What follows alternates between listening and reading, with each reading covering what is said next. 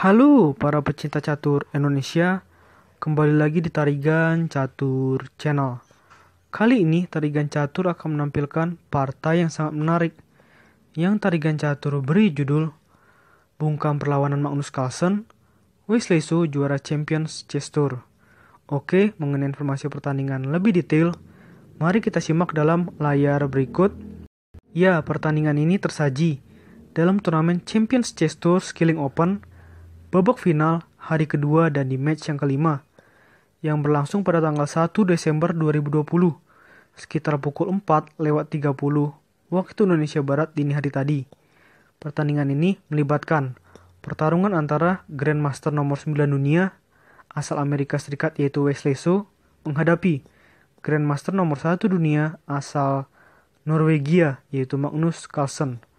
Wesley So sendiri berhasil menjadi juara dalam turnamen Champions Chess Tour setelah unggul 3,5 berbanding 2,5 dari Magnus Carlsen. Salah satu atau partai penentunya adalah pada match yang kelima yang membuat Wesley So mengungguli Magnus Carlsen. Dan juga pada hari yang pertama, Wesley So versus Magnus Carlsen berakhir imbang dengan skor 2-2. Tanpa berlama-lama, langsung saja kita masuk ke papan untuk melihat sengitnya pertarungan antara kedua pemain. Di sini, Wesley So menggunakan catur buah putih dengan rating VD 2770 menghadapi Magnus Carlsen yang menggunakan catur buah hitam dengan rating VD 2862. Wesley So memulai permainan dengan pion E4 dan dibalas dengan pion C6. Ini adalah pembukaan pertahanan Caro-Kann ya. Dan Wesley So membalas dengan pion D4, pion D5, pion E5. Ini masuk dalam variasi dipercepat, masih dalam pembukaan pertahanan Caro-Kann. Gajah F5, kuda F3, pion E6, gajah E2, persiapan rokade pendek, pion H6, rokade pendek oleh putih, kuda E7, pion A4, untuk memajukan pion sebanyak 2 langkah oleh putih, namun laju pion putih ini harus terhenti setelah hitam melakukan langkah pion A5. Kuda B menuju D2, kuda D7, kuda B3, gajah H7, gajah D2, menteri B6, pion H3, kuda G6. Dan di sini putih melakukan langkah bagus dengan menteri menuju petak E1. Baik menteri putih, gajah putih, dan kuda putih menyerang 3 kali ya pion lemah hitam yang ada di petak A5, sehingga di sini mengharuskan atau mewajibkan bagi Magnus Carlsen melakukan langkah penting, yaitu dengan gajah menuju B4 memblokade ancaman tersebut. Dan di sini langsung saja gajah pukul gajah, menteri pukul gajah, menteri pukul menteri, dan pion pukul menteri. Gajah D3 untuk memberikan pakuan terhadap kuda hitam yang sedang melindungi gajah hitam petak terang ya. Pion C5, dan di sini putih wajib berhati-hati apabila putih melakukan langkah sembarangan dengan benteng menuju petak E1 misalkan, maka ada pion menuju petak C4 menggarpu kuda putih dan gajah putih. Oleh karena itu, dalam situasi seperti ini, pion hitam ini wajib dimakan dengan kuda pukul pion, kuda pukul kuda, dan pion pukul kuda. Dan Magnus Carlsen sangat bernafsu untuk menghabisi pion ini dengan langkah benteng menuju petak A5. Langkah ini sangat mudah ditangkal oleh Wesley So dengan melakukan langkah gajah menuju B5 dengan tempo skak terhadap raja hitam. Dan raja hitam pindah ke petak E7. Benteng F menuju E1, dan lagi-lagi hitam sangat berambisi untuk menghabisi pion putih yang ada di petak C5 sehingga melakukan langkah benteng menuju petak C8. Namun, Wesley So selalu memiliki cara untuk melindungi pion ini dengan melakukan langkah pion menuju petak C3. Akan sangat masalah ya, akan sangat menjadi resiko apabila benteng pukul pion. Maka ada pion pukul pion, dan di sini Wesley So bisa menggarpu 2 benteng dari Magnus Carlsen. Itulah ide dari seorang Wesley So. Oleh karena itu, dalam situasi seperti ini, balasan hitam adalah pion pukul pion di petak C3 dan tidak memakan pion tersebut, Wesley Su lebih memilih langkah pion menuju petak B4, mengancam benteng hitam dan juga memberikan pelindungan agar struktur pion putih di petak C5 menjadi semakin solid. Dan dalam situasi seperti ini, benteng hitam kembali ke petak A8. Benteng A menuju C1 untuk mendapatkan pion hitam ini, dan raja atau kuda menuju F4. Benteng pukul pion, gajah E4 ingin mendapatkan kuda putih, pion A5, pion F6, pion H4, pion G5, pion G3 dengan tempo mengancam kuda hitam, dan kuda hitam pindah ke petak G6. Pion pukul pion dengan tempo skak, raja pukul pion, pion H pukul G5 skak, pion H pukul G5, dan di sini putih melakukan langkah kuda menuju petak H2, yang ternyata menurut analisa komputer bukanlah langkah terbaik. Di sini komputer menyarankan bahwa langkah terbaik bagi Wesley Su adalah dengan kuda menuju petak D2. Apabila ini dilakukan, maka menurut analisa komputer akan seperti ini lanjutannya. Gajah F5, gajah D3, kuda E5, gajah pukul gajah dan pion pukul gajah dan seterusnya.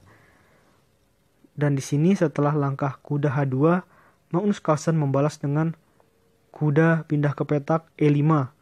Benteng C menuju E3, kita lihat langkah ini memiliki makna yang sangat penting bagi Wesley Su. Kita lihat Wesley Su jelas-jelas mengincar ya kuda hitam ini.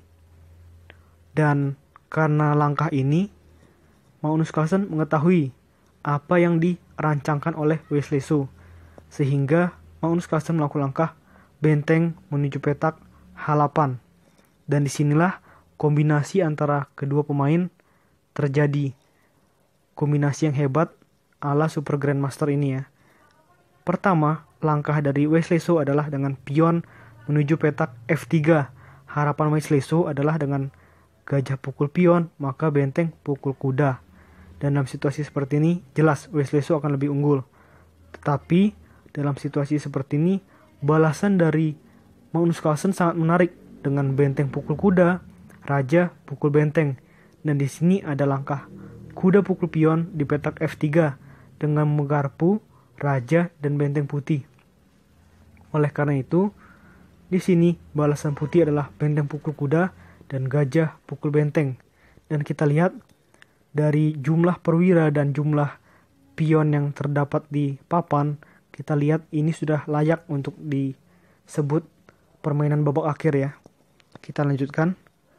Pion C6, pion D4, benteng F1, kita lihat gajah hitam kelihatan sudah tidak bisa diselamatkan lagi ya, karena sedang terkena pin oleh benteng putih yang sedang melindungi rajanya ya. Jadi di sini terkena pin. Namun Magnus Carlsen memiliki cara untuk dapat menyelamatkan gajah ini. Bagaimana caranya? Dengan benteng skak di petak H8, raja pindah ke petak G1, benteng H1 skak, raja pindah ke petak F2. Dan di sini benteng pukul benteng dan benteng hitam dipukul dengan gajah putih. Gajah pukul pion di petak C6. Ini akan menjadi sangat seru karena kita lihat justru pion dari Magnus Carlsen lebih banyak ya, yaitu 4 berbanding 3 milik Wesley Su. Tetapi jika melihat dari keberadaan pion sepasang putih yang ada di petak A dan B, membuat Wesley Su sedikit lebih unggul dalam hal posisional. Kita lanjutkan. Balasan dari Wesley Su di sini adalah dengan pion menuju petak B5, memberikan ancaman terhadap gajah hitam, dan gajah pindah ke petak D7. Pion A6, pion B pukul A6, pion B pukul A6. Kita lihat dua langkah lagi, pion putih promosi. Dan ini akan sangat menyulitkan bagi Magnus Carlsen. Pion D3, gajah pukul pion di D3. Raja E5, pion A7 satu langkah lagi mendapatkan promosi. Gajah C6, dan coba para pecinta catur sekalian tebak satu langkah apa yang dilakukan oleh Wesley So yang membuat Magnus Carlsen menyerah. Yaitu adalah langkah simpel saja ya, dengan gajah pindah ke petak F1, dan itu sudah cukup untuk membuat Magnus Carlsen menyerah. Apabila partai dilanjutkan atau langkah selanjutnya dilanjutkan, maka akan seperti ini ya. Paling Raja Hitam akan melakukan langkah ke petak D6 untuk mencoba mengejar pion ini, dan putih cukup dengan melakukan langkah gajah menuju petak G2. Misalkan raja masih ingin mengejar pion dengan ke petak C7, gajah pukul gajah, raja pukul gajah, dan pion promosi menjadi menteri. Dan dalam situasi seperti ini, jelas Wesley So jauh lebih unggul ketimbang Magnus Carlsen. Sehingga sebelum ini terjadi, Magnus Carlsen memutuskan untuk resign dan melanjutkan pertandingan ke babak ke-6. Yang sayangnya di babak ke-6 pertandingan berakhir remis dan otomatis Wesley So menjadi juaranya. Oke, menurut Tarigan Catur video kali ini cukup. Nantikan video-video selanjutnya tetap di Tarigan Catur Channel.